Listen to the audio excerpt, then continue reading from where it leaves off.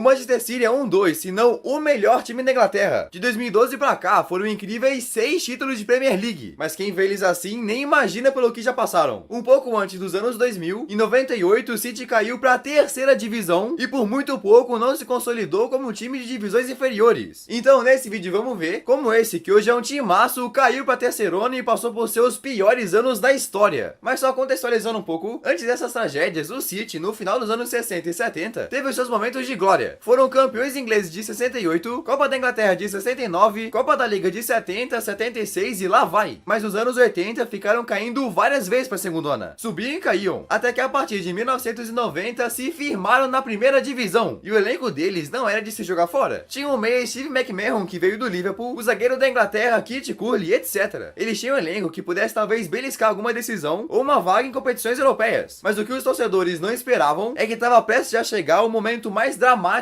e sombrio de sua história. Na época, o City não tinha sido comprado por aquele grupo árabe, e a diretoria parecia até a de alguns clubes do Brasil. Os caras dos anos 90 trocaram muito de técnico, fizeram contratações que para as finanças do clube eram bem caras, que não estavam rendendo o esperado. E além de trocar de treinador, teve mudança até na presidência, saindo o atual chefe que estava lá há décadas e chegada de Francis Lee, ex-jogador do clube. Mas sua passagem, que começou em 94, foi uma tragédia. A primeira temporada desastrosa foi de 95 e 96, quando o City conseguiu fazer só 38 pontos e terminar na Premier League na 18ª posição, sendo rebaixados para segundona. Aquele não tinha sido o primeiro rebaixamento deles, mas a torcida pegou muito no pé dos jogadores da diretoria, até porque aquela temporada que caíram tinha sido uma que mais gastaram grana, trazendo caras como George King Glatzer, Ike e etc. Gastaram milhões, mas tudo bem, caíram e aquele elenco que tinham devia ser o suficiente para voltar rapidinho, mas não foi isso que aconteceu. Aquela temporada 96-97 não foi nada boa. Pra tu ter noção, eles perderam 15 dos primeiros 25 jogos na segundona e até a gestão do clube foi horrível. Eles começaram com o técnico Alan Ball, depois veio o interino, contrataram outro chamado Steve Coppell, esse Coppell saiu, chegou outro chamado Phil Neal, que também saiu, e antes de virar o ano contrataram outro chamado Frank Clark. Sim, só do mês de 96 pra frente o City teve incríveis 5 técnicos diferentes, pior que o Flamengo hoje. E claro, esse troca-troca não fez o time ir bem e terminaram aquela temporada em 14º lugar, iam jogar a segundona mais uma vez. Mas se essa temporada foi ruim, a seguinte foi ainda pior. Na penúltima rodada da temporada 1997-98, ao invés de estarem lutando pra voltar à Premier League, estavam na zona de rebaixamento. Aí nessa penúltima rodada foram encarar o Queen's Park Rangers, que também lutava pra não cair e precisava de uma vitória, mas jogando em casa só conseguiram um empate por 2-2, e na última rodada os outros que estavam lutando pra não cair ganharam seus jogos. Então naquele meio de 1998, o Manchester City foi rebaixado pra terceira divisão pela primeira vez em sua história. O verdadeiro fundo do poço pro lado azul de Manchester. Aquele presidente que tinha assumido anos antes chegou a renunciar e entrou outro no lugar. Uma bagunça. Então agora todo mundo viu que precisavam de mudanças muito maiores do que só trocar de treinador ou contratar novos jogadores. Eles começaram a ter mudanças internas de mentalidade e pensar a longo prazo de uma forma estratégica. Então manteram o técnico John Royal e além disso precisavam arrumar o seu lado financeiro, porque naquela temporada que caíram foram contratados vários caras. Aí com a queda, muitos jogadores experientes e caros foram emprestados ou vendidos, o que diminuiu bastante a folha salarial. Mesmo assim, o clima ainda era tenso. O City tinha virado um time de terceiro nível no futebol inglês e se não subisse o mais rápido possível, tinha um risco até de falência dos caras. O técnico deles na época, Joe Royal, deu uma entrevista anos depois à revista 442 falando sobre essa pressão. Ele disse: "O Manchester City tava uma bagunça. Eu não sei o que aconteceria com o clube se nós não conseguíssemos subir de divisão imediatamente. Eu não tô convencido que teria um próximo ano." E foi assim que na temporada 1998-99, o City no fundo do poço ia lutar pra voltar. Tudo ou nada. E até começaram bem, mas depois de alguns jogos as coisas pioraram de vez. Eles começaram a perder várias partidas e até o final do primeiro turno o City se encontrava na parte de baixo da tabela. Imagina, a parte de baixo da tabela da terceira divisão. Então os torcedores e a mídia, claro, pediam a demissão de Royal e cada derrota ou empate eram recebidos com xingamentos, vaias e lá vai. Mas o maior fundo do poço mesmo foi no dia 19 de dezembro de 98, quando o City perdeu para um time chamado York por 2-1, o que gera uma sequência de jogos sem vencer e ficando na metade da tabela. Não teve nenhum outro dia desse clube centenário que ficaram tão no fundo, mas mesmo assim a diretoria manteve o treinador, que conseguiu fazer o time recuperar a boa forma e foram subindo na tabela, terminando a temporada em terceiro lugar. Mas para tristeza dos torcedores, na Inglaterra só os dois primeiros conseguem classificação direta. O que terminou em terceiro até o sexto se enfrentam em mata-mata para decidir quem fica com a vaga. Aí os times que iam disputar por essa única vaga eram Manchester City, Gillingham Gillingham FC, Preston North End e Wigan Athletic. Ia ser Gillingham contra Preston e City contra Wigan. Aí esse foi um adversário difícil, mas o time de Manchester conseguiu se classificar por 2-1 no agregado. Então agora, valendo vaga direta para a segunda divisão, tinham que derrotar o Gillingham FC num jogo único. Esse Gillingham pode não ser famoso, mas naquela temporada tinham feito uma campanha praticamente idêntica ao do Manchester. Então os dois times foram pro Wembley fazer essa partida que era talvez a decisão mais importante da história do City, e foram com uniforme verde com preto. Que bizarro. Aí a partida começou e ela parecia se mostrar meio fraca, sem muitas emoções e não saindo do 0-0. Até que aos 36 minutos do segundo tempo, o Gillingham conseguiu abrir o placar. A pressão agora estava toda do lado do City, mas se parecia que não podia piorar, piorou. Aos 41,5 da segunda etapa, o Gillingham conseguiu fazer mais um gol, 2-0. Imagina, só faltava alguns minutos para acabar e já tinha até torcedor saindo do estádio. Enquanto isso, o dos Gillingham tava comemorando a classificação. Só um milagre para salvar o City. Até que aos 45 do segundo tempo, o Manchester conseguiu uma boa troca de passes e a bola sobrou para Kevin finalizar e marcar. Mas ainda faltava um e o juiz deu mais 5 minutos de acréscimo. Aquele foram os 5 minutos mais importantes do clube. Aquele que poderia significar o fim ou o recomeço do Manchester City. Aí quando bateu os 49, literalmente no último minuto, a bola sobrou com o Paul Dickoff, ele encheu o pé e acertou o ângulo para empatar. 2-2, a torcida ficou maluca. O que parecia impossível aconteceu. Aí ninguém mais marcou e a decisão ficou para os pênaltis. O Gillingham não podia acreditar que sofreu empate e meio que já foi para as cobranças derrotado. O City cresceu demais. Então acabaram perdendo 3 cobranças com 2 defesas do goleiro e o City ganhou, conquistando a vaga. Que maluquice, velho. Eles empataram com 2 gols nos últimos minutos de partida e levaram nas penalidades. Com certeza essa taça dos playoffs pode não ser a mais badalada, mas com certeza uma das mais importantes da história do clube. Foi um símbolo de recomeço pro lado azul de Manchester. Mas ainda estavam na segunda divisão. Os caras tinham que se esforçar para voltar pra primeira. Só que agora o ambiente era completamente outro. Com uma diretoria mais segura e um técnico que agora tinha confiança dos jogadores, o City jogou muito bem e ficaram a temporada toda brigando pela taça da segundona. No fim, acabaram não levando o título por só 2 pontos, mas terminando em segundo lugar com 26 vitórias em 46 jogos, o City conseguiu voltar à elite do futebol. Pela primeira vez desde 96 iam jogar a Premier League. Mas se parecia que os jesuínos tinham passado, naquela temporada, adivinha, foram rebaixados de novo. Pois é, e o técnico deles, que tinha passado por tudo aquilo, foi demitido e substituído por um chamado Kevin Keegan. Mas agora estavam na segundona com outra mentalidade, aí engatando várias sequências de vitórias. Nesse 2002 os caras dominaram e conquistaram o título da segunda divisão. Na história do City, essa foi a 7ª taça, se tornando o maior campeão da segunda divisão. E pra alegria dos torcedores, essa era a última vez que estariam ali. Subiram pra nunca mais cair. E o mais incrível é que exatamente 10 anos depois de estarem vencendo a segundona, o City se tornou campeão da Premier League, superando o seu maior rival Manchester United. Como o mundo dá voltas, né? E os caras subiram tanto assim, porque logo quando voltaram pra elite lá em 2002, já começaram a passar por reformulações gigantes. Na temporada 2002-2003, abriram os cofres e gastaram muita grana, trazendo o Anelka vindo do PSG por 15 milhões, entre outros jogadores. Aí no ano de 2003, o clube foi assumido por um empresário chamado John Wardle e se mudaram do seu antigo estádio Main Road pro novíssimo City of Manchester Stadium, que tinha sido construído para eventos de atletismo, mas com o passar dos anos foram ficando no meio de tabela do campeonato inglês. Até que no ano de 2007, foram comprados por um bilionário tailandês chamado Thaksin Shinawatra. Esse Shinawatra comprou o clube e logo quebrou os recordes deles, gastando mais de 70 milhões de euros em transferências, coisa que em 2007 era muita coisa. Eles contrataram o Elano por 12 milhões, um chamado Vedran Korluka por 15 milhões e lá vai. Mas essa temporada de gastança acabou não dando certo. Terminaram de novo no meio da tabela e ainda na última rodada levaram incríveis 8-1 do Middlesbrough. Horrível demais. Até que naquele ano o clube começou a enfrentar problemas financeiros e o seu dono, Shinawatra, teve muitos rolos com a justiça da Tailândia, onde ele tinha sido o primeiro-ministro. O cara teve seus bens congelados e tudo mais. Então em 2008 o Shinawatra decidiu vender o City e encontrou um pessoal que se dispôs a comprar o clube por um bom valor. E quem era esse pessoal? Os caras do Abu Dhabi United Group, dos Emirados Árabes. Começava ali a era árabe do City, que levou eles para os seus maiores feitos da história e conquistar 6 títulos ingleses. Que história, hein? E aí, o que tá achando desse vídeo? Gostou e quer que eu fale de outros times? Comenta aí embaixo. E se curtiu mesmo, dá uma olhada nos meus outros vídeos. Sei que tu vai gostar muito. Então, beleza? Valeu e tchau!